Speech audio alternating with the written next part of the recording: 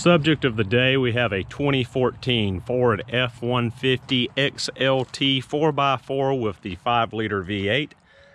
This truck is in for a starting issue, which I believe to be the starter motor itself. I tried to start the engine when I first got over here to start looking at this truck to see if it would have the issue, because the issue has been intermittent on it. And what happened was, when I turned the key, I can hear the starter motor turn, but the solenoid is not pushing the gear out to engage the flex plate and spin the engine over. So pretty sure that this issue is starter related, pretty sure it's the solenoid, but we're going to go through and do a couple checks to make sure before I pull this starter out to replace it. Make sure we don't have any issues with our wiring, our relay, ignition switch, etc. So what I'm gonna do is I'm gonna set the GoPro up here in the hood. I'm gonna go try to start the engine again. Hopefully it will still do what it did the first time and not start, but seeing as how it's an intermittent issue, it might start. We will see. But I'm gonna set up the GoPro now and go give it a try.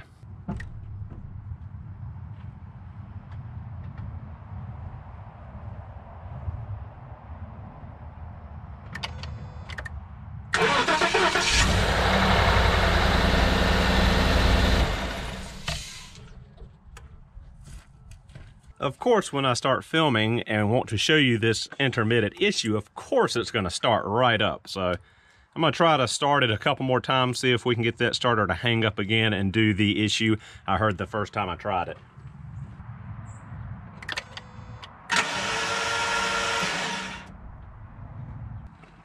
So there we go. In this instance, the second time's the charm. As you heard, the starter was spinning, but it did not engage the flex plate to spin the engine over.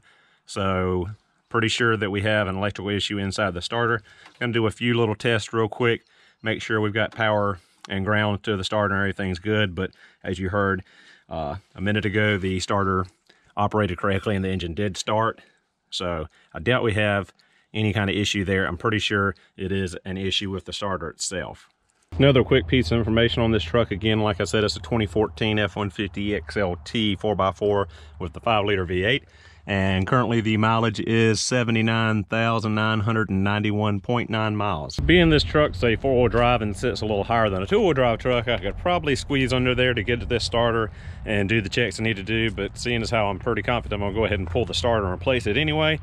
And to make it a little easier on myself, I'm gonna go ahead and jack up the front of the truck and support it on jack stands.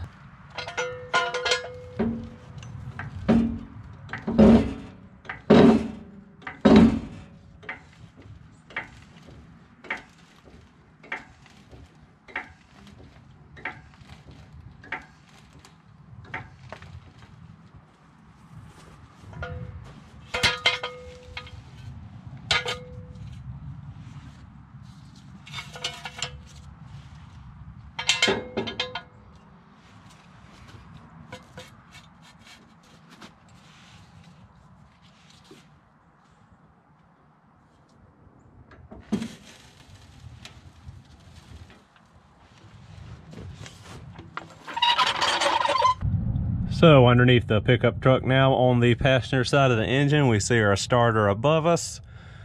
And what we're gonna do now is just check our power and ground to the starter, and then check the voltage we're getting to the solenoid when turning the key to start the truck, just to make sure that everything electronically is good before we pull the starter out to replace it.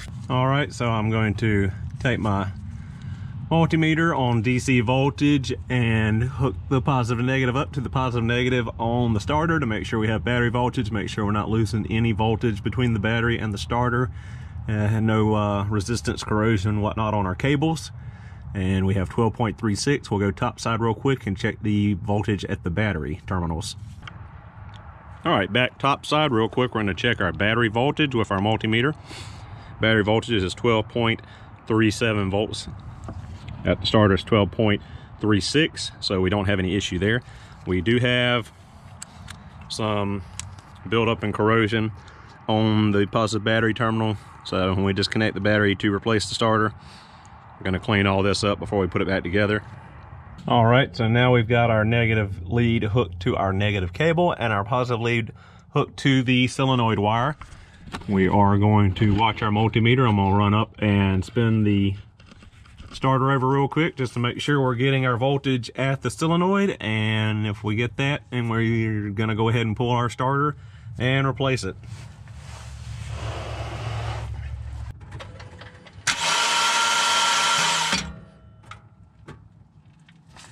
As you saw in the video, when I was cranking the engine, we had about 10.5 volts at the solenoid wire. Went back and connected the multimeter across the battery and tried to start it again, and entire system voltage was dropping down to 10.5 volts. So we weren't losing any voltage between the battery and what the solenoid was receiving during cranking. That voltage is low, but it should still be enough for the truck to start. So I don't think we've got an issue with too little voltage going to the solenoid to engage it. But just to make sure, I'm gonna go get a jump box and hook up to this truck and see if we have the issue with the solenoid not engaging with a jump on the battery. All right, our jump box is set and ready. And let's see if we still have the same issue or if our solenoid is going to engage this time.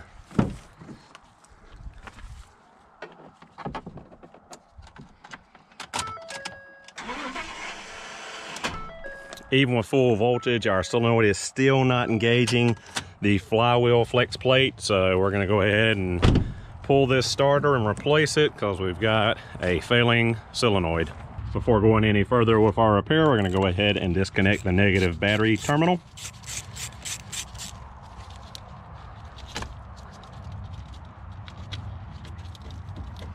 And tuck it out of the way where it can't make connection. Now that our battery is safely disconnected, we can remove our main power feed, our solenoid wire, and our ground to our starter. Once these three wires are disconnected, we can remove the mounting bolts and the starter from the engine.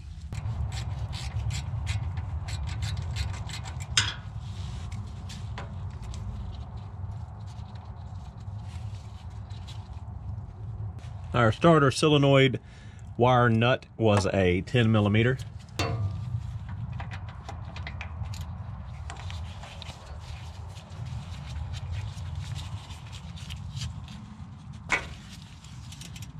Our main ground nut is a 13mm.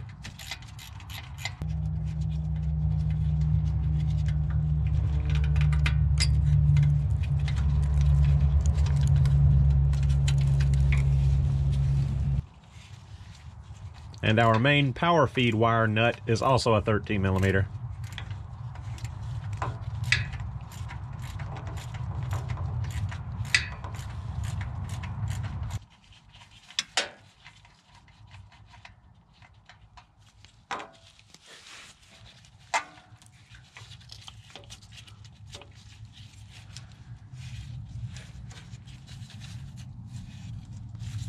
Now that our wires are disconnected, we can remove our mounting bolts and the starter.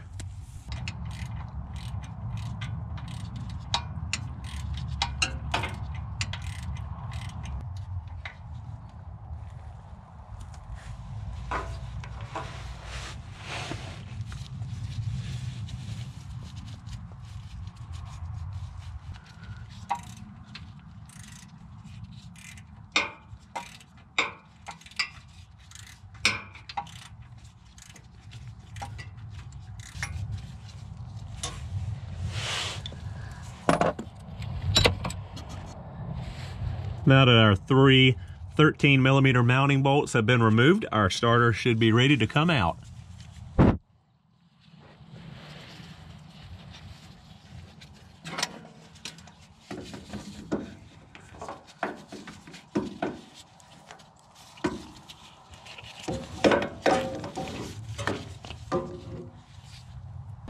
All right, so we've got our starter out now. It was a little hard to see in the engine compartment. There wasn't very much room for me to get the camera in to show the mounting of the starter, but inside the truck in this orientation, this is how the starter is mounted. You have 3 13mm headed bolts. This one at the top's kind of difficult to get at due to the clearances between the engine block and the exhaust manifold. What I did was use a long extension off of the top of this bolt and took my ratchet down the front side. And also with this one here, it was a little easier to get at. This one was fairly hard to line the socket up with the extension on because you're basically going in blind. I had to end up taking a mirror and a flashlight, shining it up in there to get everything lined up. And then there's your bottom 13mm bolt that has the stud on top that houses your negative battery cable. Now that we've got this starter off, I'm going to head to the parts house, get our new starter, and just for kicks and giggles, we're going to throw this on the starter tester at the parts house and have them test it just to 100% confirm that dying solenoid in the starter. All right, day 2 on our F-150 starter. Had to order the starter, just came in this morning. So let's get up under here and install our new starter. All right, so let's fish our new starter back up in between the frame rails and get it installed.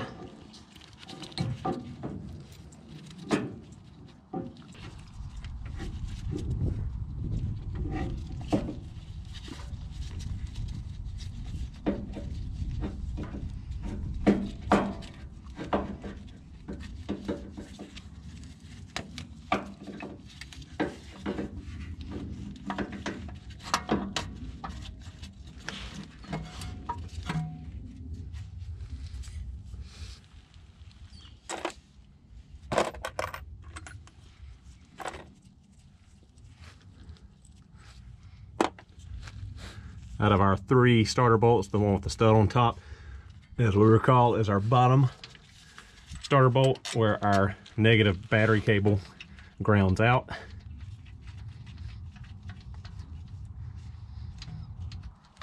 Sorry, I'm not giving you a very clear shot here, but there's not very much working room.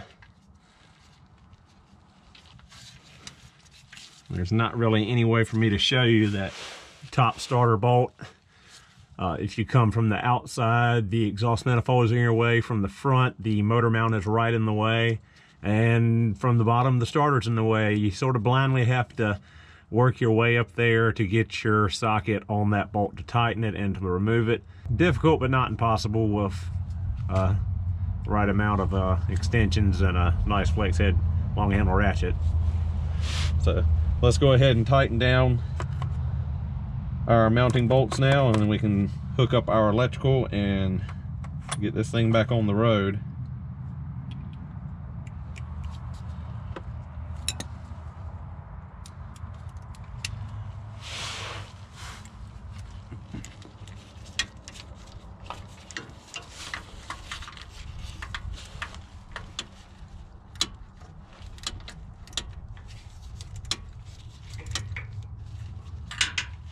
All right, now that we have all our bolts tightened up, the Ford factory manual states that the starter bolt should be torqued to 20 foot-pounds of torque.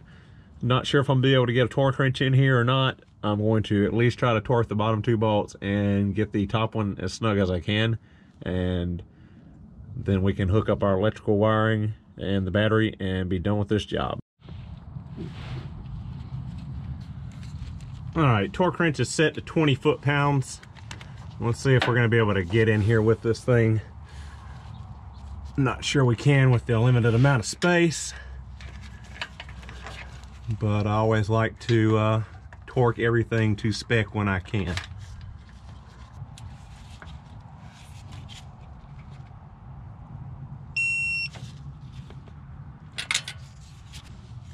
All right, now that we've got our starter installed and all the bolts torqued down, we can reinstall our wiring. Make sure that your connectors are nice and clean, no rust or corrosion on them before installing them. If you have any corrosion or any buildup on it, take a little bit of sandpaper and sand down, clean those connections, or some emery cloth.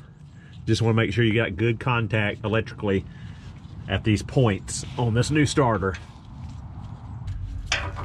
So we're just going to go down and tighten up these nuts. No specific torque on them, just make sure they're tight and making a good connection.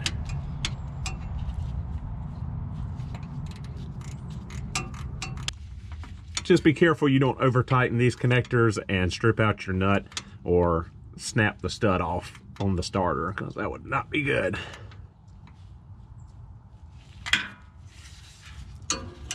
Once you get that nut on the power wire installed, pop your little cover over the end.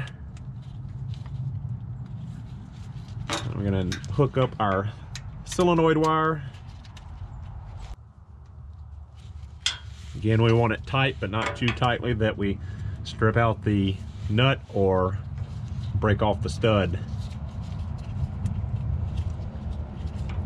And lastly, we'll install our ground lead back to this stud.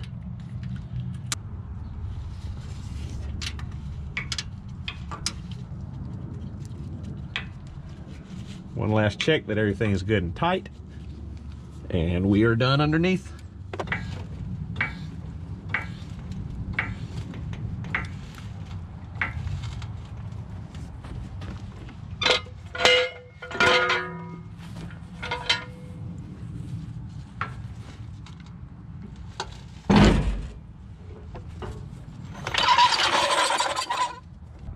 So before we go ahead and hook this battery back up, call the customer and finish this job up, we're gonna do a little bit of cleanup here on this battery for them before we give it back to them. So what we're gonna do is take a terminal cleaner brush and some battery cleaner, get some of this acid here up and some of this corrosion off, just so we know we got a good electrical connection and don't have to worry about that new starter hunting for power.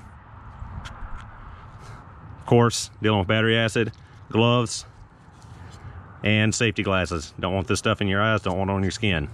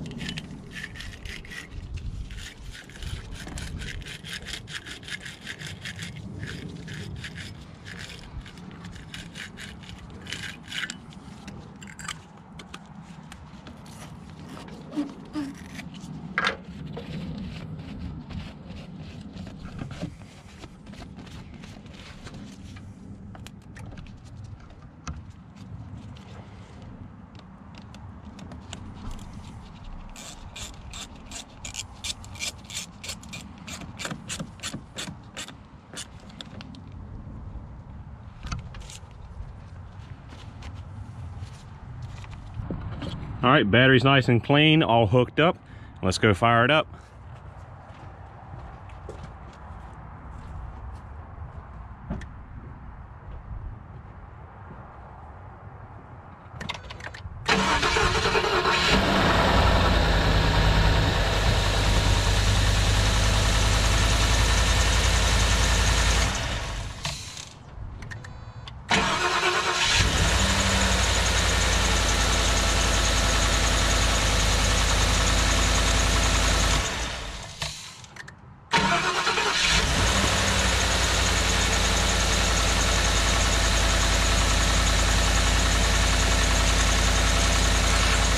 And there we go. I call that a fix. We got 3 starts as it should.